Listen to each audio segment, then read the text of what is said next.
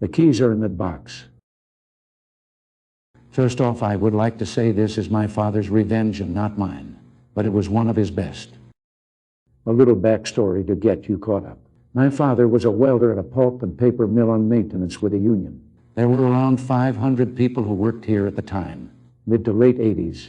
On my dad's crew, there was a man they called Squirrel because he would take anything small enough to carry and take it home.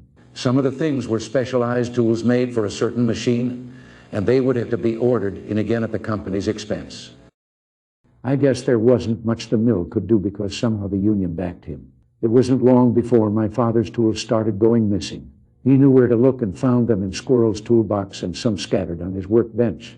Squirrel was an average-sized man, around 5'9" to 15", but my father was a huge man standing at 6'5" and around 250 pounds, so Squirrel didn't say a word.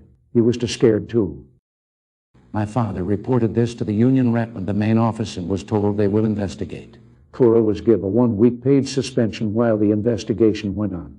They found many of the missing things in his locker, lunchbox, toolbox, etc. Somehow he got the union to back him again and was allowed to come back to work at the end of his suspension.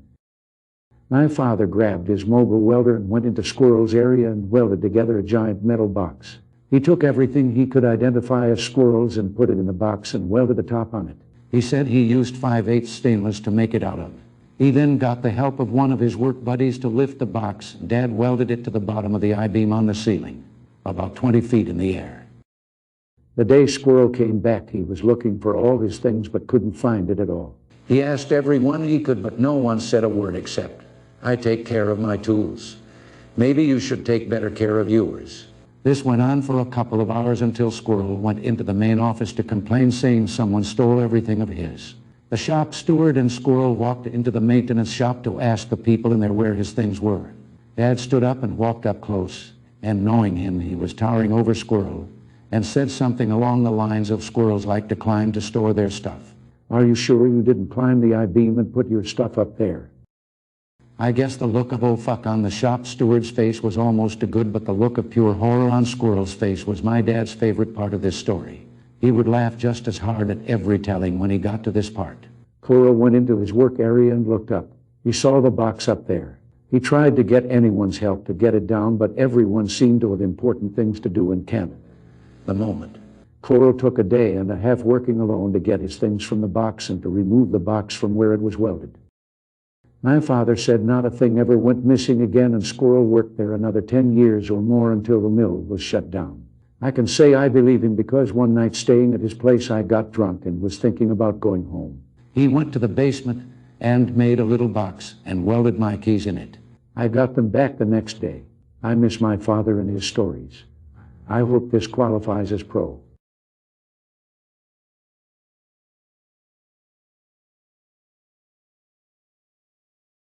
$10 and a pencil. A post I made in another subreddit reminded me of this one. Enjoy.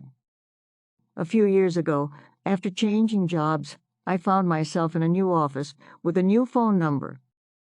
After some orientation, training, and other new hire stuff, I finally get to sit down and do the things.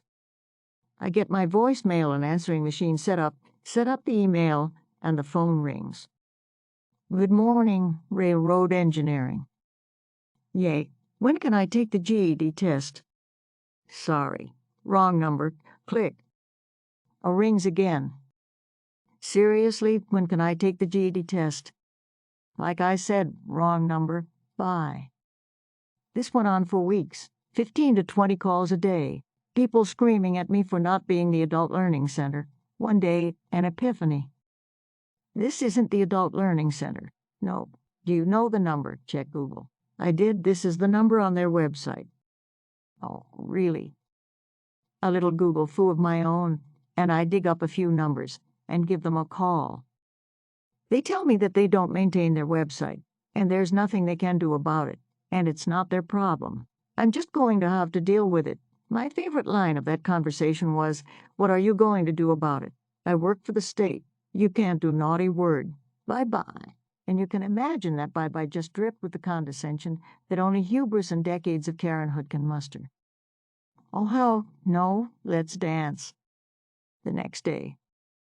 Good morning, Railroad. When can I take the GED test? We give that on request. It takes about an hour and a half. Come on down. Oh, awesome. How much is it? $10. Bring a pencil. We'll sharpen yours, but we can't supply them. Budget cuts, you know. Nah, I get it. See you in a bit. Take your time.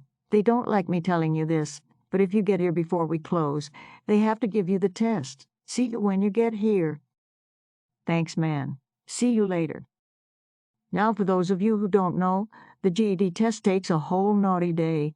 It also usually costs upward of $100, depending on the state.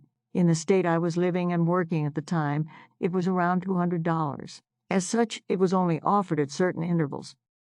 So, as I was telling dozens of people per day that it was $10, took 90 minutes, and offered on request, I'm sure that they were absolutely inundated with angry people with freshly sharpened numbered pencils, waving their $10 bills and demanding the test that the guy on the phone told them they could come and take.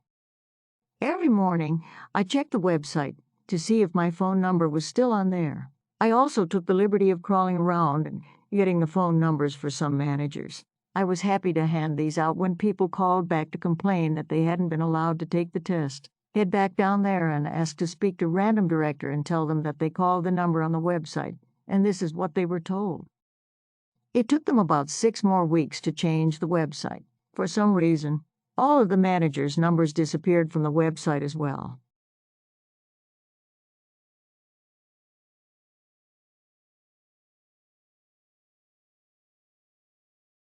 Check out other splendid videos